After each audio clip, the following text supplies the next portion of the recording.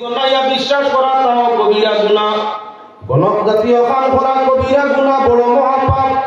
আর আপনার নিজে আছে গণক দিয়ে গণানিটা হইয়া তাহলে আপনার ভীষণ বড় পাপ। গণকে কিছু মানুষে বিশ্বাস করিয়া থাকে, এমত অবস্থায় গণক বেটা গণবার লাগিয়ে আপনার রাস্তার মধ্যে বাড়িয়েছে। ভদ্রলোকে আমরা সামান লইয়া ছুটিছে, আমরা বাজারের মধ্যে যাইতো, দুইও সাইডে দি বুঝা বার বুঝা লইয়া যা বাজারও যাইতো।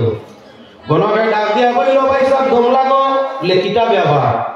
বলে জি না, আপনার লাগে কিছু কাম আছে। বলে আমার দম লাগার সময় নাই, বলে আমি একজন গণক, আপনার ভবিষ্যৎ গনিয়া দিমু, বাদবালা বুঝা আমারে কইয়া দিমু, ভবিষ্যতের বাদবালার খবর আমি কইতাম পারি, গনা বাসার কাম করি। তোরা আপনি দম লাগো, আমার আমি সামান্য গনিয়া দেই। গণকর নাম শুনিয়া এগুন প্রকৃত ইমানদার বিশ্বাসী বাদ কইছে, বান বগান হাত লইছে, দুরুম করি বিটির মাঝে ডান্ডা মারছে। লোকে কিছু মাথার মাঝে লাগিয়া মাথার এক সাইড আপনার ফাটিয়া রক্ত বার হইছে।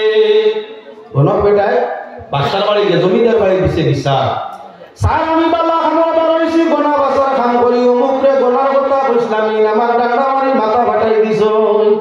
হাসানি তো জমিদারে ডাকাইয়া আপনার সেই বাড়ুয়া বেটারে বাড়ির মধ্যে আনিয়া জিজ্ঞাসা করে, তুমি গণকর মাথা ফাটাইছো বলে জি হয়?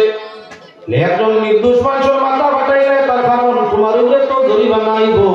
বলে স্যার জরিমানা হওয়ার আগে তারে বিচার করো, হে গীতা কাম করে বলে গনা বাসা, বলে তার লাগি হে গনা বাসা করিয়া গীতা কই, বলে ভবিষ্যতের বালা বাদ সারা হইতে পারে, সুখ দুঃখ সারা হইতে পারে।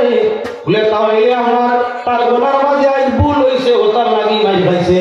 ভুল খানো হইছে কোন জায়গা? বলে গনিবার আগে আমার গোনা, গোনার আগে তার গোনা, যদি গনিয়া বাড়ি তো আজ কাটা ভরতো না।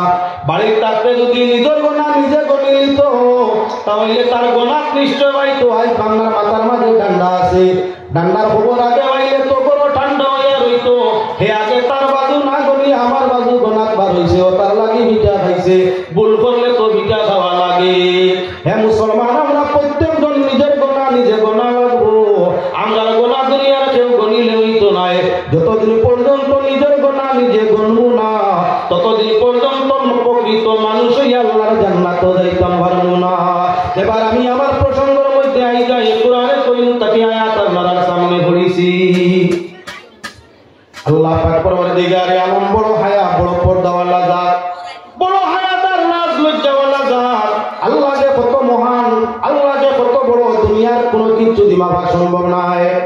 আল্লাহ যে কত মহান তা আপনার কি বলে দুনিয়ার কিছু দিমাবা সম্ভব নয়।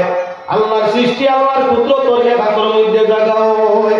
সাত আসমান সাত জমিন, আসমান জমিনবাসী যা কিচ্ছু আছে আমার আল্লাহর এক হাতের মধ্যে জায়গা হয়। তাই আল্লাহ যদি কত বড় হইয়া থাকে, আল্লাহর জাত কত বড়, ও তার জন্য আমরা ইসমে তকবীর মুবালাগা করিয়া নামাজের তাকবীর কই আল্লাহু আকবার, আযানও কই আল্লাহু আকবার, যার অর্থ আল্লাহ মহান।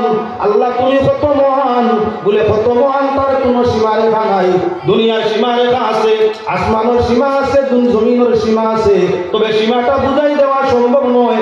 সাত জমিন সাত আসমান একা তো আল্লাহ লইবা, জমিনবাসী আসমানবাসী লইবা, যার বাদে আল্লাহর কুদরত রাতের মধ্যে জায়গা থাকবো। তাই আল্লাহ কত বড়, সীমা আছে। এত বড় বস্তু, এত বড় জাত আল্লাহ, বাদে আমরা আল্লাহরে দেখিনি। আল্লাহ আসেন না নাই? আল্লাহ আসেন না নাই? আল্লাহু লা ইলাহা ইল্লা হুয়াল হাইয়ুল কাইয়্যুম। আল্লাহ তো এই জান ছাড়া কেউ নাই, জান হামেশা আছেন, হামেশা থাকবা। আগেও আসলা, এখনো আসুন, পরেও থাকবা। তার নাম থাকিতা আল্লাহ। জান ছাড়া আর কেউ নাই, যে ছাড়া আপনার কেউ নাই, যে হামেশা ছিল হামেশা থাকবো, সে হইয়া থাকলো আল্লাহ।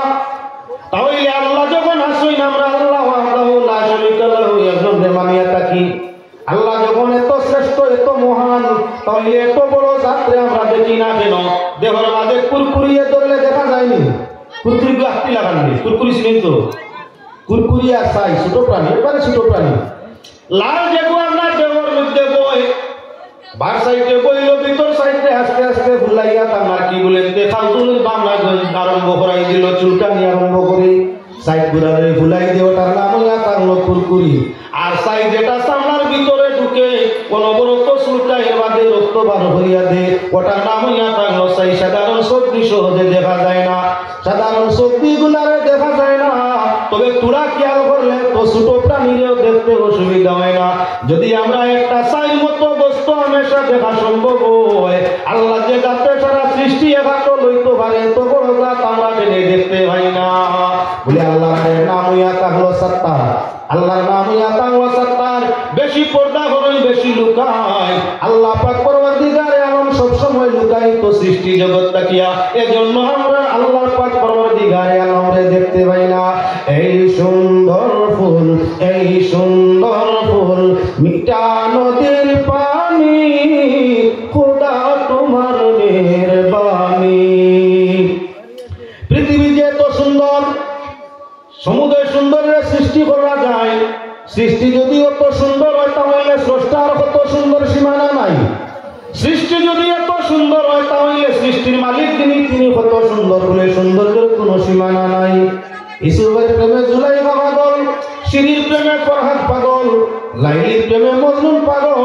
এরা তো আল্লাহর সৃষ্টির মধ্যে যত সামান্য নামের সৃষ্টি, সৃষ্টির মধ্যে যত সামান্য একজনে অপরজন দেখিয়া সুরতে পাগল দেওয়ানা হইয়া ফিরে। আল্লাহর জাতর সুরত দিদার যদি মানুষে দেখিত, দুনিয়ার কোনো কিছু আমার অনুমান করতো না, দুনিয়ার কোনো লজ্জত আমরা চাইতো না। শুধু আল্লাহর দিদার লাভর আশায় দুনিয়ার সব কিছুর বর্জন করি আপনার নিরিবিলি জায়গায় গ্রহণ করে নিত। আল্লাহর জাতরে দেখা যায় না সৃষ্টির মধ্যে বিদ্যমান আছে। তাই আল্লাহর জাত ইয়া তাআলা পর্দাশীল, আল্লাহ নিজে পর্দাওয়ালা, কুড়ি পর্দারে পছন্দ করেন। আল্লাহ সব সময় লুকায়িত হালতে পছন্দ করিয়া থাকেন, যাতে যাতে দুষ্টি হয় বাইরে। এজন্য মুমিনের সিবত ইয়া তাআলা এরা হায়া পর্দায় থাকে। আর মুমিন যখন হায়া পর্দায় থাকে আল্লাহ তার জাতে, আল্লাহর জাতে আমার চার মুমিন বান্দার লগে দুষ্টির ঘোষণা দেয়। এজন্য মুসলমান লক্ষ্য করো, পাক পরওয়ারদিগারে আলম তাই নিজে ইয়া তাআলা পর্দাওয়ালা। কোরআনে কারীমের মধ্যে আল্লাহ পাক পরওয়ারদিগারে আলমে পর্দার আদেশ করে দিছেন। পর্দায় নিজে নিজের ইজ্জত রক্ষা করা হয়। পর্দার আদেশ কেন?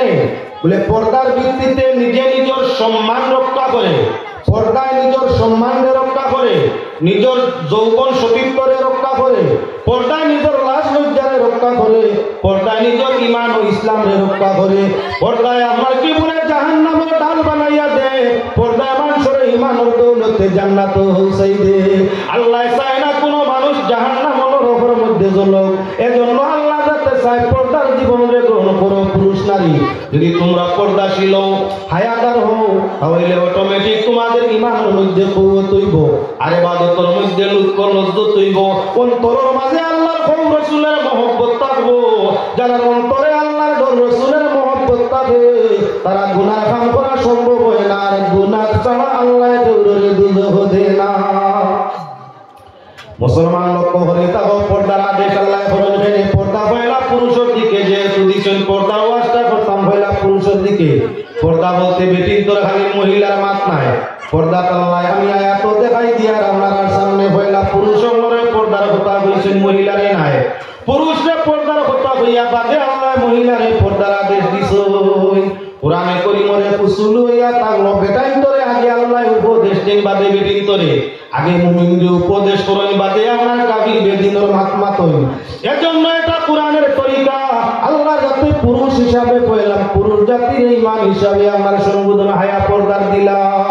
হ্যাঁ মুসলমান হর পালা জিনিস লুকায়িত থাকে, যে জিনিস আপনার পালা যত দামি হয় তত বেশি পর্দার ভিতরে হায়ার ভিতরে থাকে। আর যখন জিনিসটার দাম কম হয় তখন খোলা বাজারের মধ্যে আসে। যে সাধারণ জিনিস পর্দার লেভেল বেশি লাগি যায় এই জিনিসটার আপনার দাম বাড়ি যায়।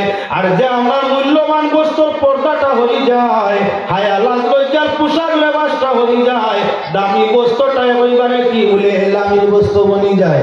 যেমন আপনার সামনে দেখাই এক তুলা আপনার সাধারণ নাকসাম পাথর, এক তুলার দাম হইয়া থাকলো আপনার বর্তমান বাজারও 20 টাকা। খোলা বাজারও বকরুদারি বকরাই তো বিক্রি হয়, খোলা বাজারও বেটাইতে ডাকিয়া বেছে। এক তুলা নাকসাম পাথর 20 টাকা দাম। খোলা শিশি তার মাঝে কোনো লেভেল নাই, যদিও শিশিটার উপরে খাদ্য লেভেল লাগাইলে দাম তো 40 টাকা হয়ে যায়। যখন আপনার খাদ্য লেভেল আপনার কি বলে একদিন দি বদলাইলে 60 টাকা হয়ে যায়। যখন ওটার উপরে সামনার লেভেল লাগাইলা হয় তখন তার দামটা আপনার 5 গুণ বাড়িয়া 100 টাকা হয়ে যায়। যখন ওটার উপরে আপনার আপনার কি বলে সীসা কিবা তো ঠাসার বোতল নিয়ে বোতল দিয়া লেবেল করে তার উপরে খাদ্যর আপনার পর্দা করে, তখন এটার দাম 1000 টাকা। তোর কোয়ালিটি জায়গা লেভেল যত বাড়িছে দাম তত বাড়িছে, লেভেল যত আপনার কমারণ বইছে দাম তার কমারণ বয়।